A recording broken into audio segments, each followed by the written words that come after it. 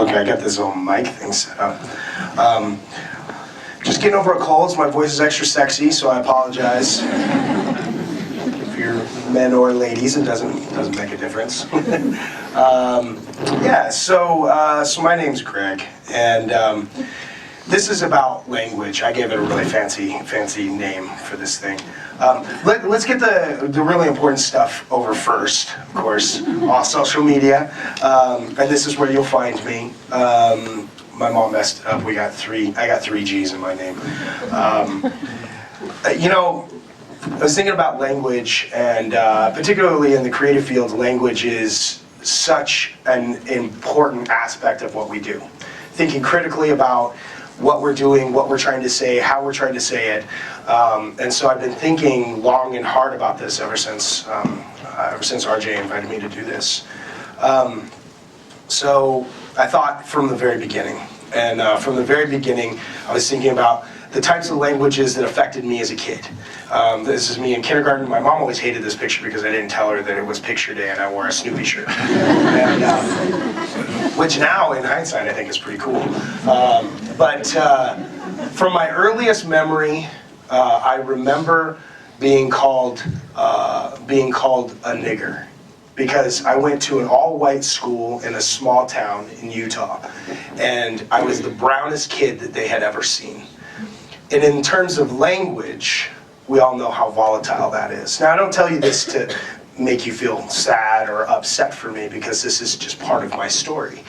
And as things progressed, I became a wagon burner, and a prairie nigger, and a dirty Indian, and an Injun, and all of those other words that we all know, but nobody tries not to say. In Washington, they're real big about saying some of those words.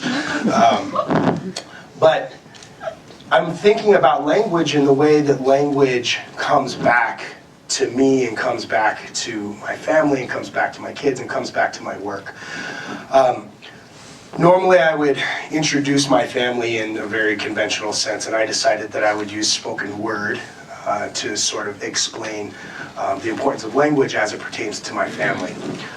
Spoken word has become kind of a new thing for me, because I do a fair amount of performance art, and there's an incredible poet out of Minneapolis that I have a lot of love and respect for, named Vincent Moniz Jr. And he's like, if you just organize your performances a little bit and add a little spoken word, like you have these freestanding spoken word pieces. So that's what I've been working on.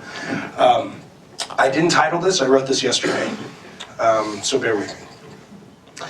I am a man standing in front of a group of strangers, trying to think of the words that will move you in a language that you will understand. If I had one superpower, I would have the power to move you. Love, does that move you? The idea moves me, but I'm a 40-year-old man who's mildly fat, and I'm certain my idea of love is different than your idea of love. To me, love sounds like huitsu. The fluttery little kicks in incubation that feel like the wings of a little bird. To me, love sounds like Wita Badunjani, the growls of a young bear I wish you to grow up to be. To me, love sounds like Toka Watsia, a trickster by trade, like a fox, but your trickster feet have a firm foundation, never straying far from me. To me, love sounds like Nakai, the red-tailed hawk that carries my heart in the same way that you carry our prayers to the Creator. Love sounds like the constant bickering, whining, crying little kids that make me want to hold you tight and punch you in the face at the same time. Does that move you, strangers? Because love sounds like the silence of sleep, where their faces are perfect and they've stopped moving. And then there's the sounds of love in a language that maybe you can understand. To the soft, melodious sounds of the most beautiful woman that I have ever known, snoring. These are the sounds of true love in a language that I can understand. And it's not said out loud to move you, it's said out loud to keep me in one place. Happily ever after is a relative as time, but love is as real as the shit that's on my finger from changing a squirming 1-year-old's diaper. That's my family. So in terms of language, all of my kids have fairly conventional names, but they all carry middle names in the language of my tribe, of my people, which is the Pyramid Lake Paiute tribe. I bring that up because as indigenous people, we're connected to language, and language connects us to culture, which connects us to our source, and to our power, to our tradition, to our families.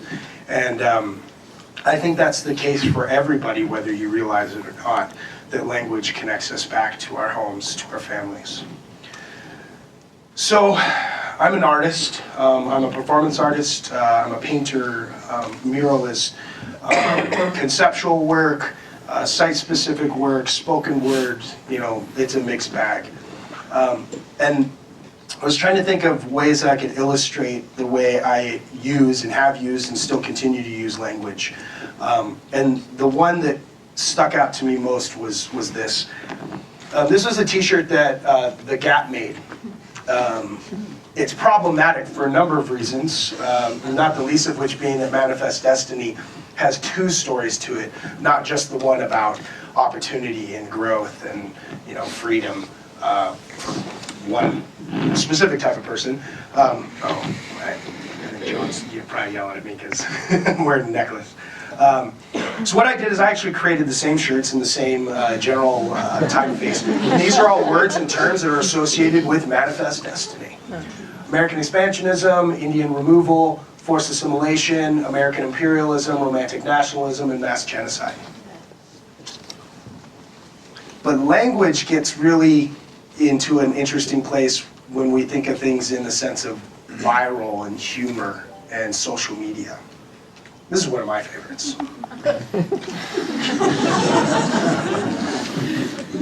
But then there's the way that language exists within street art or public works. I did this in 2012 at a local 7-Eleven. And it's still there as far as I know. Because it's just subtle enough that nobody really pays attention to it. But then there's, and by the way, there's a bunch of, I've noticed a bunch of ice machines in Denver that use this old school ice setup, and I'm really excited about that. So, I'm not gonna say when or where, but it's gonna happen. But then there's the sense of humor of language that still makes a very true statement. This used to be Indian land, but everything went to shit.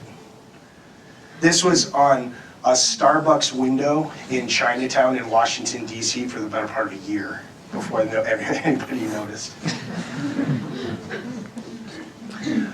So as I have been engaging these different issues as an artist, and I get called artist activist. I kind of reject activist a little bit just because what one person says is activism, I say is just being a responsible adult with an opinion.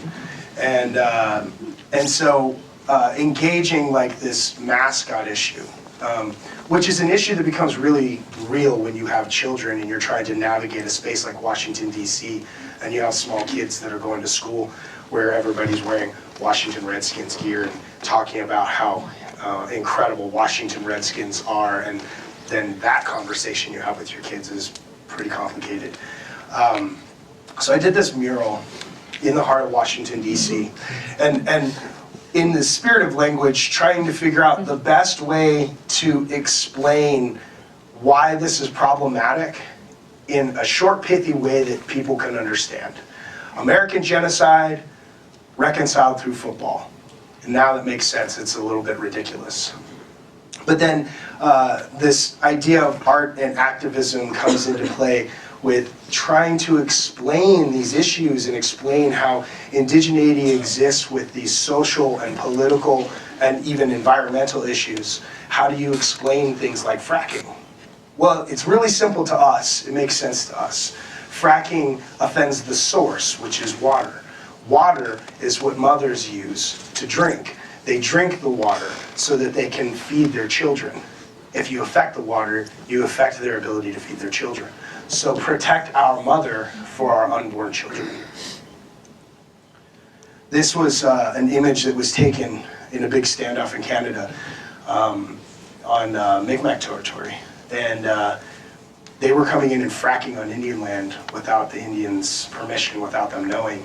So all the natives that were there, they all rose up, and then all of the Royal Mounted Police, which are the lined images in the back, they showed up in full riot gear. And this image was taken of a young lady in her early 20s on her knees holding up a single feather. And so we created this whole dialogue around fracking and around illegal drilling, which all, of course, goes into environmental issues. But how do you make that statement? It's a hard statement to make. So you got to think about language in the way that we are talking and the way that we are engaging so that people can react to it. So one of the first performance pieces I ever did was called The Last American Indian on Earth. And within The Last American Indian on Earth, where I'm essentially dressed like the stereotype, everything I'm wearing is actually made in China. But it represents the sort of pan-Indian stereotypical image that people expect to see when they see an Indian in public. Within that, I would create these signs that played on words. How could I make white people laugh and get them really upset at the same time? And this was one of the ones I came up with. Or the one that I did on Columbus Day in Chinatown in Washington, D.C.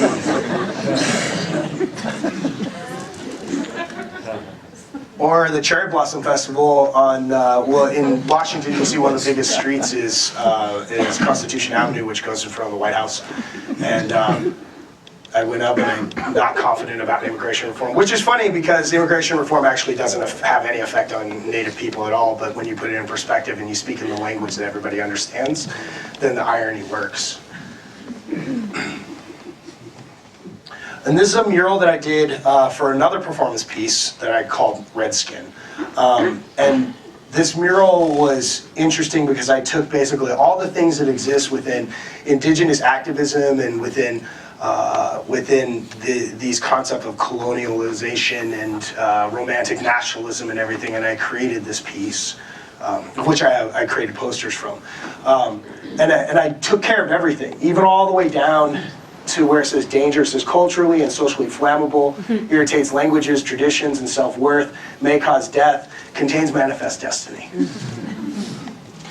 I bring all of this up because again, we're talking about language and the way that we're illustrating these points and the irony of these points existing within these spaces on these graphics and what kind of dialogue that creates with the people that decide to engage my work.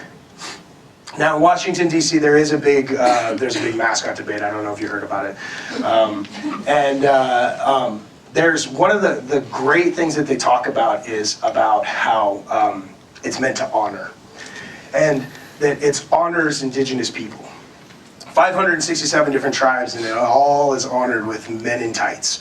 And but I was thinking about that. I was thinking about that language, the idea of honor. And what does that look like? What does a Washington Redskins honor ceremony look like? And I decided it looks like this. I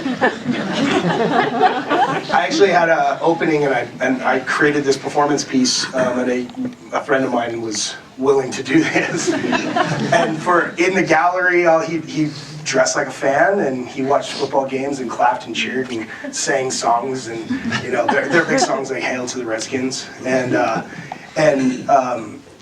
I think I'm the first Indian to objectify a white man in Washington, D.C.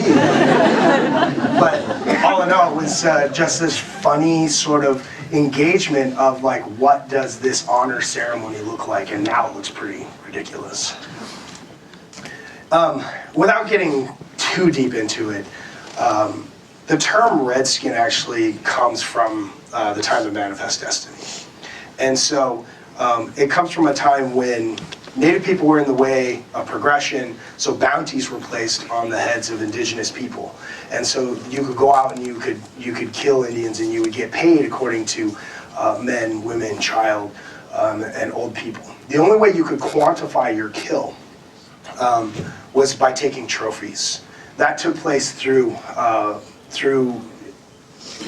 chopping off hands, chopping off heads, literal skins, Indian pelts. That makes sense, which is obviously really horrific. But the concept of a bounty and the concept of red skin, because it comes from bloody red skins, creates an interesting dialogue, especially in terms of language. So when Bounty Paper Towels decides to sponsor the Washington Redskins, it creates a dynamic that, I don't know, as somebody who's worked in design and marketing, it seems very problematic. I'm wondering who signed off on that. But I ultimately took a collection of these and used them as an installation at a performance piece called Red Skin. But this is the way that language ultimately is also existing among indigenous people. And I like to think critically about these things and to break them down. Thinking critically is such a vastly important part of this. Thinking about how these words, how these terms, how these concepts exist, so that people can see it and engage it, so I can talk about the things I want to talk about without, speaking for a half hour, like I am today. And I think in any creative field this is important. I hope we are all thinking critically in our creative fields, how we communicate with people. So if the word redskin does not offend you, it doesn't mean you're racist, it just means that you're tolerant to racism. So these are big, bold statements. I'll create posters, I'll paste these all through the city, and little civil disobedience here and there. And when I arrived here in Denver, I moved my whole family out here about 3 months ago. And when I moved here, I was thinking about how do I engage this city that I was actually shocked to realize is predominantly Caucasian. How do we have these conversations? And particularly, how do we have these conversations in a way that is meaningful? Just because you're white doesn't mean you're a bad guy. It just, there's a way to engage in these conversations in a way that is meaningful, particularly in a city like Denver, where there's a lot of understanding and there's a lot of conversations about these different things. There's room for these conversations. And so the Denver Art Museum helped me print these stickers. And the thing I noticed as soon as I got here is there's a lot of Colorado flags on cars, and I decided that I wanted a Colorado flag on my car, but I wanted it to say this. And so I printed, we got a number of these printed, and I actually brought a bunch with me today. So if you're interested and you'd like one, come see me afterwards and we'll hook it up. But it thinks critically about the space that we're in, because before we were walking here, this was Indian land. And thinking critically about where we're walking and who is here first and how those things shifted and changed and why they shifted and changed.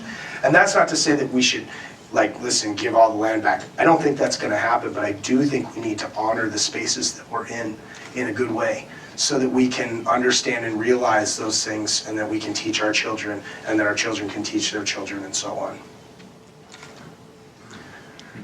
So most of this ends up being about messing around with, I know this is a big issue here in the city, following the tradition of celebrating false discovery. I was going through some of my old stuff, and I realized that I have these things that I posted once in social media and then I never posted again. So this is Captain America, this is Warpath, who's supposedly an indigenous superhero. Trust me, I know what I'm talking about. Redskin honors your people. And then this little top bubble down here, it finally sinks in for Warpath that America knows what's best. I'm a button pusher. Because as soon as you hashtag redskin all this stuff, it goes crazy. But again, in thinking about where we are, Indian land, and taking these images that have been set up, by Ed Curtis, that in many ways have been set up and staged to fit the romanticized idea of what an indigenous person is. And now, as we're kind of in a place where technology allows us to manipulate these things and to change them and to look at them and to think about them critically, but still to make them look like they have an air of legitimacy to them, allows for us to have a different conversation from not the perspective of Ed Curtis, a white man who decided that this headdress looks most Indian and this pose looks most Indian and your stoic face looks most Indian. but instead having real conversations about what immigration reform means. That perhaps Mexicans have more of a right to be here than any European descendant, because borders weren't here until the Europeans came, right? And so that's an interesting conversation. But in terms of language, I think it's really interesting, and I think it's really important to consider the way that language affects the way we see things and the way that we engage things. And I didn't do this on purpose. I didn't think about this in terms of this, because oftentimes I'll think about something, I'll create it, and then I'll just move on to the next thing. But I created this graphic. I created it and I sat on it for about 6 months because I felt like it was true, but it was so volatile and so difficult that I didn't want to own it. I knew if I put it online that it would blow up, and that it would turn into this whole other thing, and that there's a visceral response to it because these words exist within the vernacular of American culture, but in a very specific place. So each one's crossed out because it's understood that if you use these words, you're a certain type of person. But by leaving out this last word, that is the dictionary-defined racial slur, a word that denotes proof of Indian kill, is the last racial slur that you can say publicly without true consequence. And as this conversation began to get more and more volatile within the media, and particularly in Washington, D.C., it hit a point where I realized that the only way that this would work is that if this was the last straw to the conversation, that you had to say this in order to help people understand what the conversation is about. So I had about 6,000 of these printed, and they went all over the city. And then, but what in terms of language ultimately happens is that you're creating a dialogue, a language dialogue. Words are specifically the center point to this piece that define a movement, that define understanding within a movement, that there's power in words and power in language. It connects us to our families. It also connects us to a greater understanding. It creates a greater sense of understanding beyond ourselves. That it's not about men in tights tackling each other, but that it's about communities and people who have existed in this space since before before the creation of this current space that we live in, and how important it is to honor that. You guys hear about what's going on in Oregon? It's crazy. I posted this right as it happened in Oregon, where the militia men are going up and occupying this federal space. So I posted this tweet: non-natives claiming Indian land from non-native federal government to give Indian land back to non-Indians. I was surprised it kept getting retweeted, but it was also about thinking critically. Part of thinking critically is knowing your history. You have to know your history, and you have to understand how that history helps us exist in the space that we are today. And for Native people, there is no line between the old and the new. They all exist in the same space, which is one of the amazing things about the collections here in the North Building. The Indian collections, the contemporary works are in the same place as what would be called relics. But they exist in the same space because there is no difference between the two. They're all the same, which is an incredible aspect of the collection here. But I bring this up about, because in terms of critical thought and critical theory, that what's happening in Oregon becomes really interesting when a Paiute recognizes they're on Paiute, northern Paiute land, and they're occupying this space saying, we want to reclaim this back so we can give it back to the ranchers.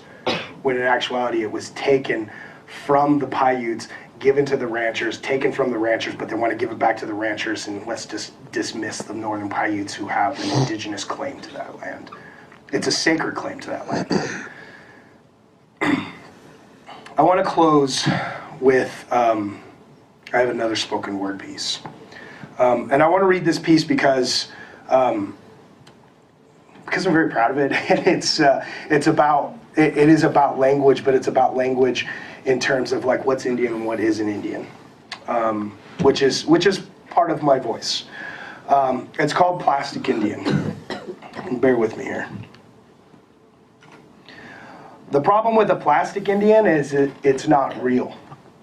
A toy, smooth, soft, and perfect, but not real. Hair pulled back perfectly and straight, like the most professional Indian casino boss. With as much authority as the Disney section toy aisle at Toys R Us. Your plastic ways are wielded like they're real. Only as real as the dream catcher hanging from your rearview mirror with a tag that says, "What's his name? Begay made this with his Indian hands." Bought and sold from a store that has the words trading and the words post in the title. But your plastic Indian ways have only the weight you carry, which is about $1.60. And it's made of 1 part pretense, 1 part paper from your fancy degrees crumpled up into balls replacing your testicles, 1 part colonial superiority, 1 part hair gel, 1 part uncertainty to your place. Because a plastic Indian is a temporary Indian, a throwaway victim, still in your movements, emotionless in your cultural puffed up chestery, unrealistic, unidealistic, with a yearly subscription to the unilateral oppression of, with a side of Western colonialism over easy. And while you contemplate ways to out-Indian the Indian, remember that the blemished, imperfect, native bloods that strive for betterment, while you yell at everyone to get off your well-manicured lawn of colonialism fertilized with the fecal matter of the oppressive thought that you so lovingly like to squeeze between your toes, because you're never the real Indian. Language connects us back to everything, and I'm incredibly grateful for that knowledge, and I hope that I'm able to give a little bit of that knowledge back to you. Thank you.